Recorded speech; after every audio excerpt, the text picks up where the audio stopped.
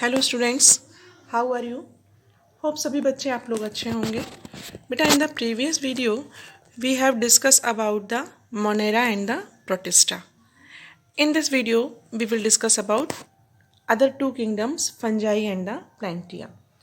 Fungi in the Latin language is known as the fungus, and fungus is known also as a mushroom, and they are the non-green plants which are not photosynthetic.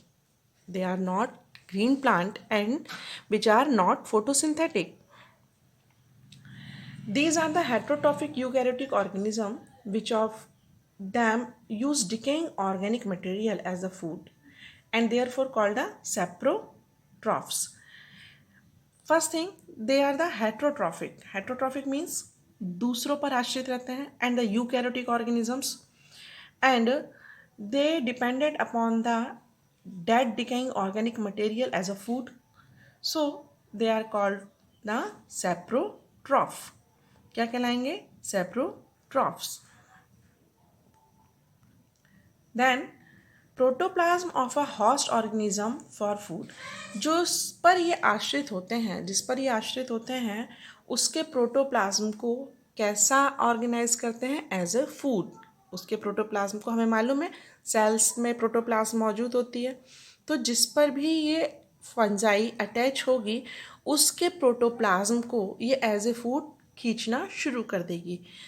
They are called the parasite. Then it is dependent upon the protoplasm of the other substance. It's known as the parasite. क्या कहलाएंगे? Parasite. इसको मतलब बोलते हैं परजीवी.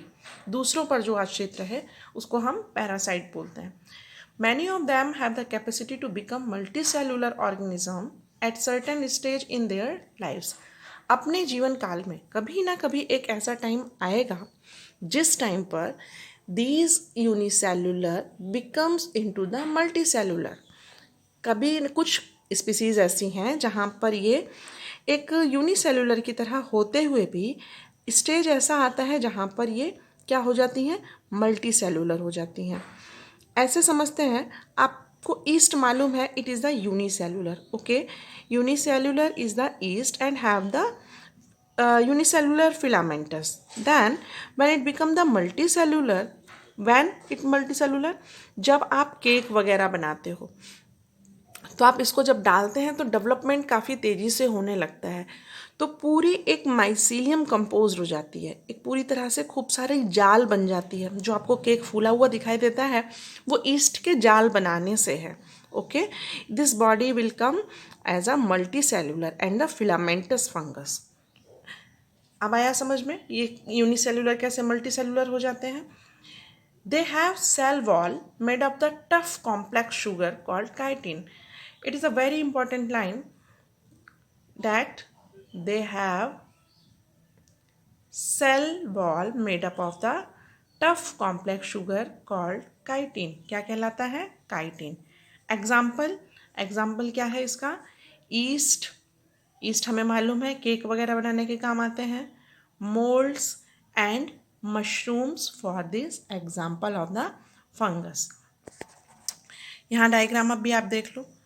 देखो east कैसे कर रहा है? ईस्ट बडिंग करता हुआ यहाँ से बढ़ेगा, यहाँ से बढ़ेगा, यहाँ से बढ़ेगा. ऐसे यूनिसेल्युलर है तो क्या हो जाएगा? ये मल्टी सेल्युलर हो जाएगा. पेंसिलियम को हम लोग मोल्ड बोलते हैं. पेंसिलियम क्या है? मोल्ड है. इस पेंसिलियम से ही पेंसिलिन बनता है जिससे एंटीबायोटिक्स इंजेक्शन बना करते हैं. फिर ये है एग्रीकस मशरूम, हम लोग जो अपने फूड में सप्लीमेंट के रूप में लेते हैं. लेकिन एक चीज़ याद रखिएगा, which mushroom have the dark colour they are the poisonous. जिसके पास जितना डार्क कलर है वो उतना ही पॉइजनस है. Some fungal species live in the permanent mutually dependent relationship. कुछ फंगस ऐसे हैं जो अपना पूरा जीवन किसी के साथ, फिर से सुनिएगा, कुछ फंगस ऐसे हैं जो अपना पूरा जीवन किसी के साथ सिम्बायोट मतलब एक दूसरे पर आश्रित होकर के बिता देते हैं. सिम्बायोट का मतलब होता है एक दूसरे पर आश्रित रहना. जैसे आपने अंधे और लंगड़े की कहानी सुनी होगी, है ना. अंधे को वो देख नहीं सकता था और लंगड़ा चल नहीं सकता था, तो अंधा क्या करता था? लंगड़े को अपने कंधे पर बैठा लेता था. तो वो तो चलता जाता था और वो देखते हुए उसके साथ उसकी हेल्प करता था। तो क्या ये दोनों ही एक दूसरे के ऊपर आश्रित हैं, दोनों ही एक दूसरे को हेल्प करेंगे? इसको हम बोलते हैं सिम्बायोसिस, सिम्बायोंट, एक दूसरे पर रहना। एक भी अगर ख़त्म होगा तो दूसरा अपने आप ही ख़त्म हो जाएगा। Some fungus are those which have the permanent mutually dependent on the relationship with the blue green algae or cyanobacteria. Such relationship are called a symbiotic. Thus symbiotic life form are called lichen.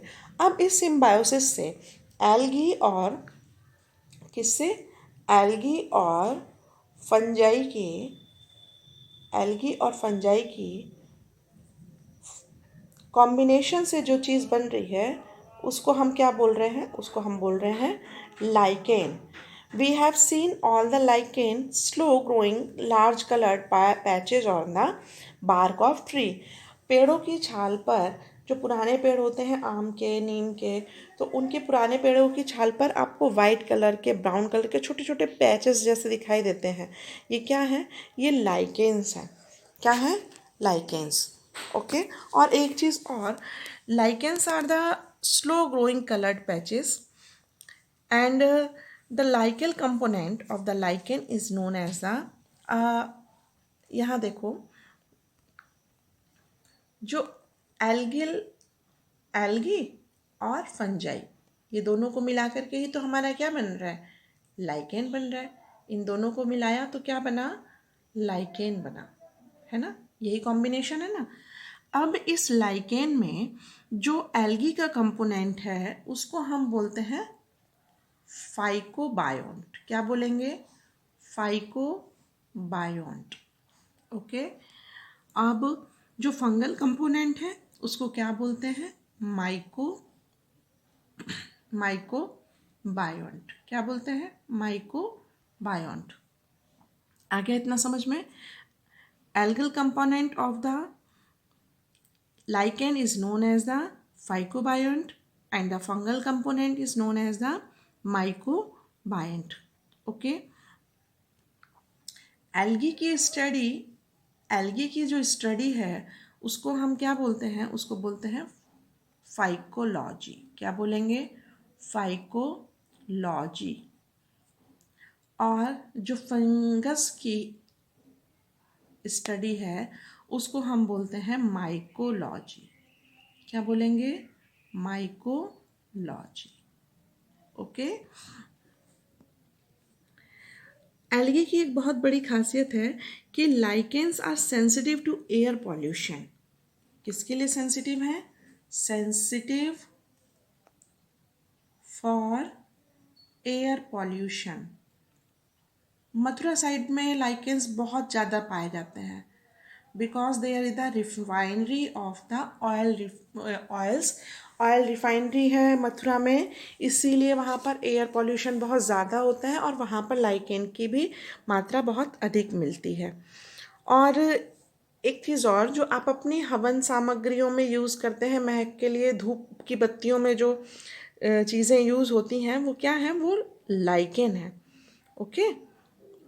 और litmus paper जो हमारे science laboratory में मिलता है, जिस litmus paper हम जिससे बनाते हैं, वो भी किसके थ्रू बनता है? वो भी लाइकेन के थ्रू बनता है। ठीक है। अब आ जाते हैं अपने नेक्स्ट ग्रुप प्लेंटिया पर। These are the multicellular eukaryotes with the cell wall. ये कैसी मल्टी सेलुलर ऑर्गेनिज्म है? जिनके पास सेल वॉल है। They are the autotroph and use the chlorophyll for photosynthesis. ये हमें मालूम है कि जो प्लांट्स हैं वो फोटोसिंथेसिस करते हैं, अपना फूड खुद बनाते हैं, इसीलिए हम क्या बोलते हैं? उनको ऑटोट्रॉफ्स बोलते हैं। Thus all plants are included in this group. इसीलिए जितने भी प्लांट्स हैं उनको हमने किस में रखा है? प्लांटिया ग्रुप में रखा है। किस में रखा है? किस किंगडम में? प्लांटिया किंगडम में। Since plants and animals are most visible form of the diversity of living around us, ये जो प्लांटिया हैं और एनिमेलिया हैं, ये क्या? ये हमें विजिबल किंगडम है जो हमें दिखाई देता है अपने चारों तरफ। We will look at the subgroup in this category. इसमें कुछ सब ग्रुप्स भी होंगी ये हम अभी आगे पढ़ेंगे चल करके, ठीक है।